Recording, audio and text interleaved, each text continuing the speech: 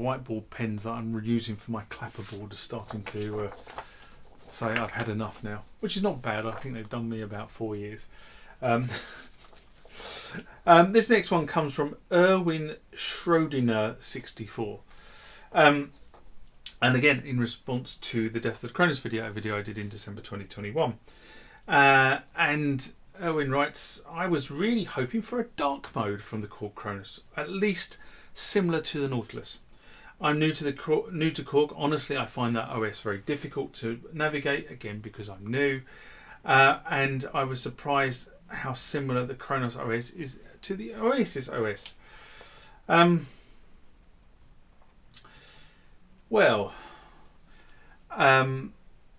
Apart from an operating system to unlock specific paid-for features or fix long-standing bugs, I really can't see further Kronos upgrades, if I'm honest.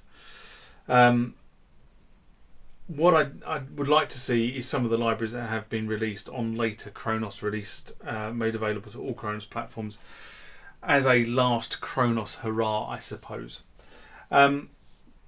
But when I acquired my Oasis, I have to be honest and say I found it really easy to use, because I found it came from the same workflow and features that were pretty much the same. So, it's not, for those that don't know, the lineage of Oasis, Kronos and Nautilus is the same pretty much. It's come from the same code base, starting with Oasis, updated for Kronos and updated again for Nautilus. But if you understand how the workflows work on one of those platforms, you pretty much can move between the platforms quite easily.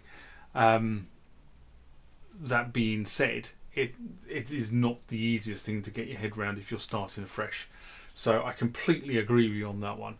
But do persevere, because at the end of the day, you have a really superb workstation that will last you years. Remember, like, comment, subscribe to the channel. Go over to Instagram and follow me there. Go over to Facebook, follow me there. That's where the normal notices are. And consider becoming a Patreon.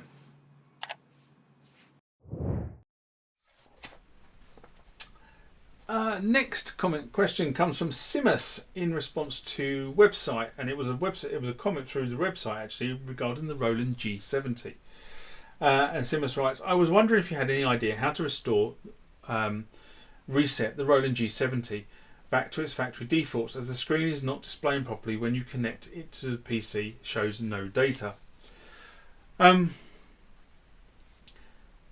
So let's start by saying the Roland G70 is not a keyboard I have in the stable. It's not something I've worked on in the past, and it was viewed as an arranger against the Phantom G series, should I say, which were viewed as workstations of this era.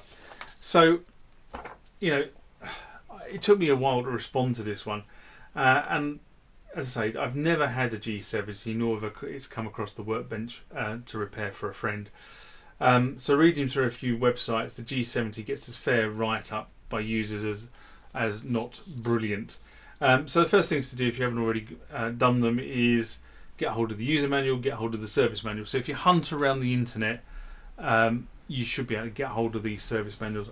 These are things that I don't have, purely because I only get the service manuals for the keyboards I own or the keyboards I'm likely to repair. And I normally have them in two formats. I normally have a hard copy, which are getting rare and rare, like hen's teeth now. And I also have a soft copy, which is on my laptop, which is just sitting there. So my laptop has a copy of the soft copy, which is really useful when I'm doing repairs out here. And I'm not going to do them this evening, but I was hoping to get the power board repairs done on the S50 tonight. But that's not going to happen because it's getting rapidly colder. So I probably will get to the end of this mailbag piece, and then call it a night. So yeah, they're available on the internet. And these should tell you, if it's not in the user manual, it will be in the service manual. But they will tell you how to reload the factory settings. And this could be a combination, or it could be either they're stored in an internal ROM, and internal ROM storage was starting to come on stream around this time, or it's a sysx file, so you have to go again. You'll have to go hunting around the internet, see if you can find the sysx file.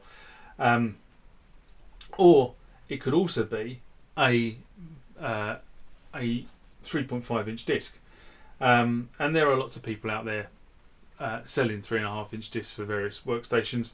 By the way, guys, if you want, if you follow the link below here, there are a whole list of discs that I have made available as part of the media replacement service for the various keyboards that I own, just in case you need to get hold of those because your media has gone bad. So anyway, I do think this might actually be a ROM root, but I don't know. The screen for the unit looks expensive, I have to be honest. I did a little bit of resale. I can see many screens for sale for the G70, all in the kind of $200 range, which is expensive.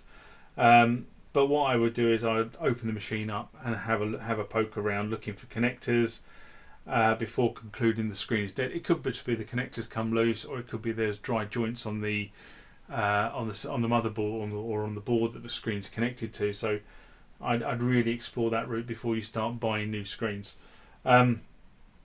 Problem is you can't tell what's wrong with these machines sometimes until you actually open them up and have a good look. It's always easy to ask a question of somebody like me, and I will tell you what I would do, but quite often I'm not going to give you the silver bullet because it could be such a myriad of things that are causing you a problem. And what you do is when you go through the user groups, what the user community quite often will tell you is what they've experienced, not necessarily what is wrong with your machine. So, and it could be that their experience is something you're experiencing, and that could give you the clue. And in a lot of instances, the detective work, it's the clue that tells you what might be happening, and then you can go and track down whether that really is happening by a series of logical deductions. Anyway, hopefully that gives you a starter for 10, and it also gives you a starter for 10 on a myriad of other potential repair projects. Where do you start? This is always the question, one of the questions I get asked all the time. Where do you start? And that's where you start.